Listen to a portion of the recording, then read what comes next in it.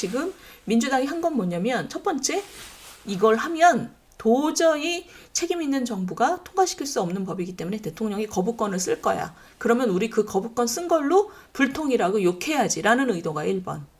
두 번째, 이 과정에서 간호사라는 직역을 우리 편으로 완전히 강한 우리 편으로 만들 수 있어. 근데 시청자 여러분 생각해 보세요. 정치하는 사람들이 정말 해서는 안 되는 것이 이런 거죠. 특정한 그룹을 내 편으로 만들기 위해서 말도 안 되는 법을 만드는 거죠. 이건 정말 양심 없는 짓입니다.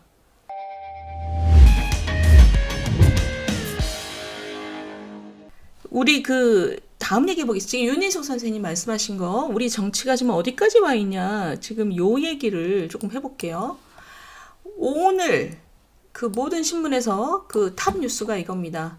간호법을 거부권을 쓰겠다, 써달라라고 당정이 대통령실에 요구를 했다고 합니다.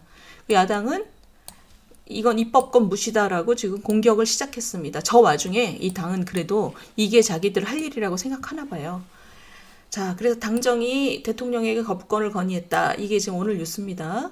그래서 오늘 거부권 건의했고, 그러면 국무회의 모레 윤 대통령께서 국무회의에서 거부권을 의결을 하고, 그럼 다시 돌아가고 국회로 다시 돌아가는데, 다시 돌아간 게 통과하려면 180석이 필요한데 지금 야권을 다 합쳐도 180은 안 되기 때문에 몇 표 모자라죠.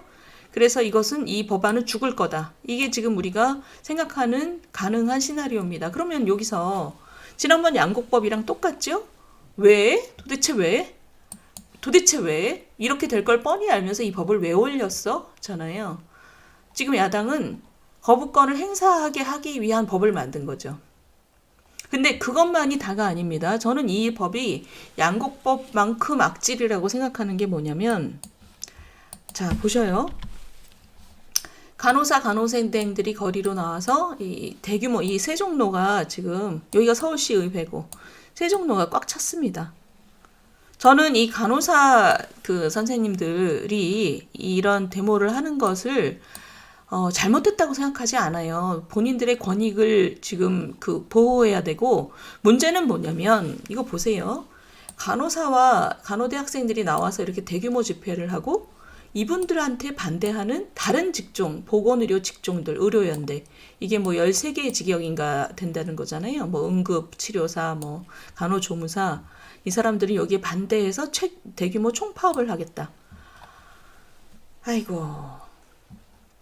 그래서 지금 보세요. 지금 야당이 얘기하는 게 이게 윤석열 대선 후보의 공약이었다는 거다. 그래서 공약 위키에 들어 있습니다. 간호법 제정이. 근데 그 다음에 보면 국시정과제에서는 빠져 있어요. 지금 이게 공약에, 제가 볼 때는 저 대통령실에서는 공약 아니었다고 하는데 공약 위키에 들어 있으면 공약이죠. 근데 이게 뭐냐 그러면 공약에 들어갔다가 나중에 선거 끝나고 검토해보니 말도 안 되네. 그래서 천천히 생각해야 될 문제네. 그래서 국정과제에서 빠진 겁니다. 근데 지금 야당의 그럼 의도는 뭐냐? 이거를 너네도 말했잖아. 그러면서 이거를 법을 만든 거예요. 그러면 국정과제에서 왜 빠졌을까요? 이게 전체 보건의료 직역 14개, 14개인가 있다는 그 직역이 서로의 이해가 부딪히는 부분이 있는 거잖아요. 부딪히는 부분에서 그거를 해결하면서 법을 만들어야 되는데, 지금 민주당이 한 건 뭐냐면 첫 번째, 이걸 하면 도저히 책임 있는 정부가 통과시킬 수 없는 법이기 때문에 대통령이 거부권을 쓸 거야. 그러면 우리 그 거부권 쓴 걸로 불통이라고 욕해야지라는 의도가 1번. 두 번째, 이 과정에서 간호사라는 직역을 우리 편으로, 완전히 강한 우리 편으로 만들 수 있어. 간호사 라이센스가 지금 한 50만 장이라는 거잖아요. 그 50만 명이, 많은 분들이 수도권에 살고 계시답니다. 그러니까 이 사람은, 이 민주당은 내년 총선 전략으로 간호사라는 직역을 우리 편으로 만들기 위해서 한 거예요. 근데 시청자 여러분 생각해 보세요. 정치하는 사람들이 정말 해서는 안 되는 것이 이런 거죠. 특정한 그룹을 내 편으로 만들기 위해서 말도 안 되는 법을 만드는 거죠. 이건 정말 양심 없는 짓입니다. 그러니까 왜냐하면 이게, 제 말씀은 이 법의 내용 중에 상당 부분은 쓸 부분이 있어요.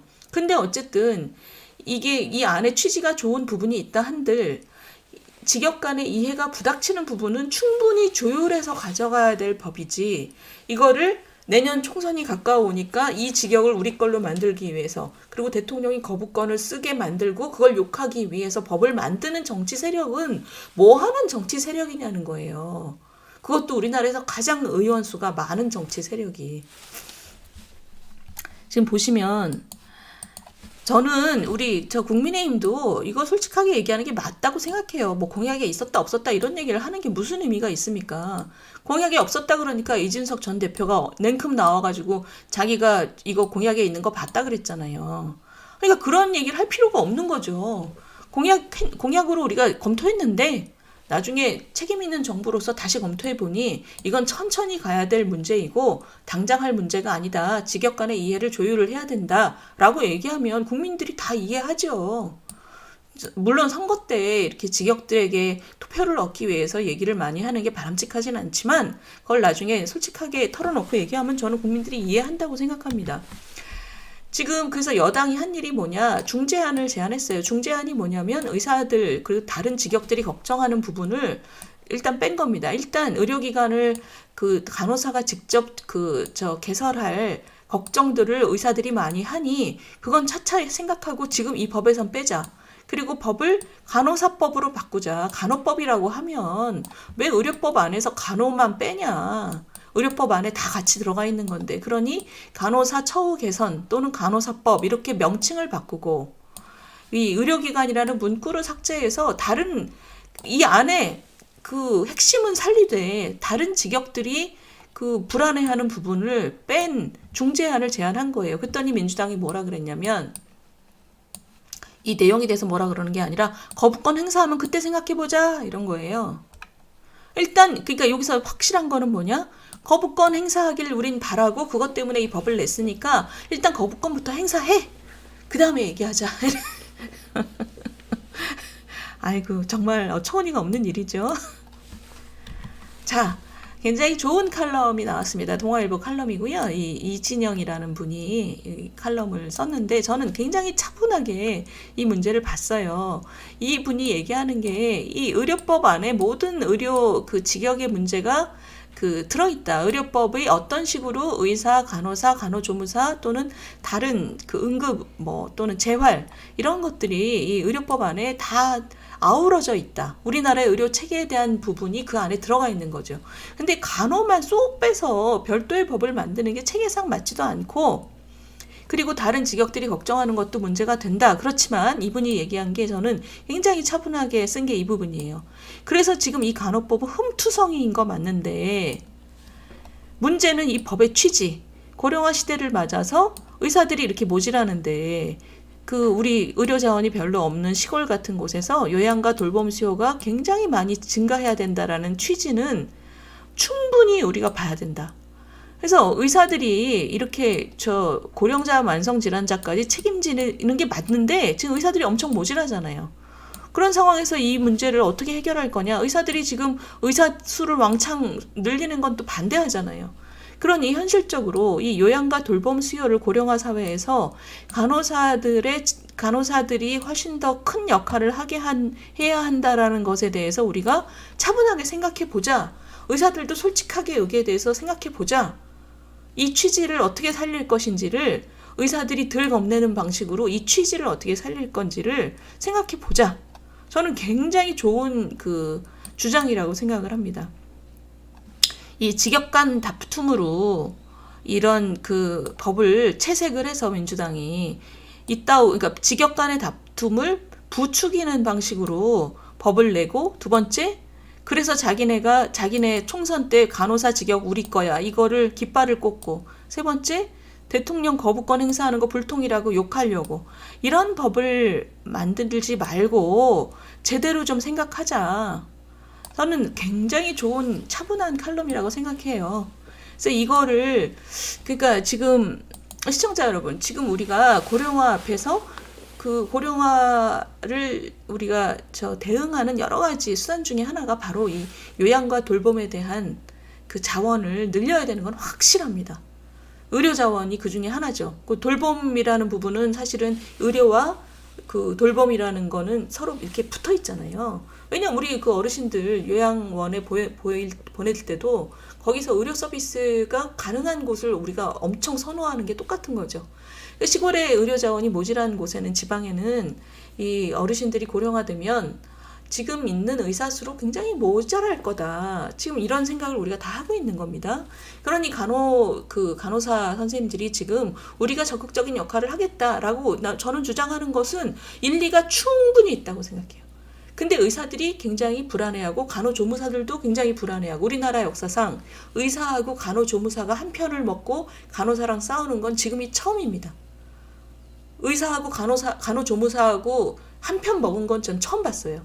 근데 어쨌든 이런 식으로 갈등을 부추기는 법은 좋지 않고, 의사, 간호사, 간호조무사들, 그리고 다른 그 재활, 뭐 사회복지사, 이런 분들끼리 다 우리가 지금 의견을 모아서 지역사회에서 요양과 돌봄 수요를 어떻게 만족시킬 것이냐에 대해서 정말 책임 있는 논의를 이끌어 가야 되는 게 정치인이죠.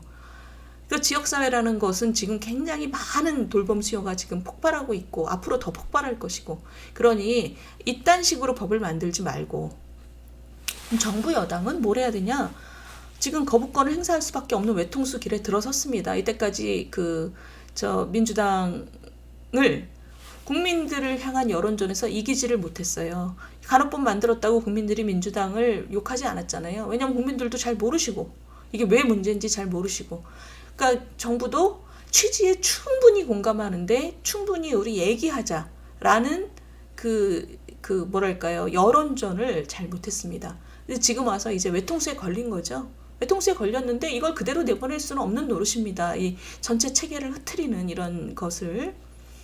그리고 당장 뭐 의료연대는 총파업한다고 하고, 그러니까 정부 여당은 일단 이번에 거부권 행사하고, 그리고 국민들한테 아주 단단한 약속을 해야 되는 거죠. 지금은 거부권을 우리가 외통수에 걸려서 지금까지 우리가 잘못한 것도 있고 민주당도 너무 잘못했고 이 정치공학 때문에 거부권을 지금 행사할 수밖에 없는 상황입니다. 죄송합니다. 그러나 거부권 행사한 다음에 제대로 이 대안을 만들겠습니다. 의사, 간호사, 간호조무사, 응급의학사, 뭐 재활치료사 다 무릎을 맞대고 제대로 우리가 이 고령화 사회를 맞는 그 요양과 돌봄 수요에 대해서 제대로 된 법을 만들겠습니다라고 국민들하고 약속하면 저는 국민들이 이해할 거라고 생각해요. 근데 이 부분에 있어서 국민들하고 소통에 있어서 우리가 지금 굉장히 아쉬운 거잖아요. 그래서 저는 모레 국무회의에서 거부권을 의결하는 것에 대해서 저는 불가피하다. 그런데 그것을 의결하면서 어떤 메시지가 나오느냐, 그게 중요하다고 저는 생각을 합니다.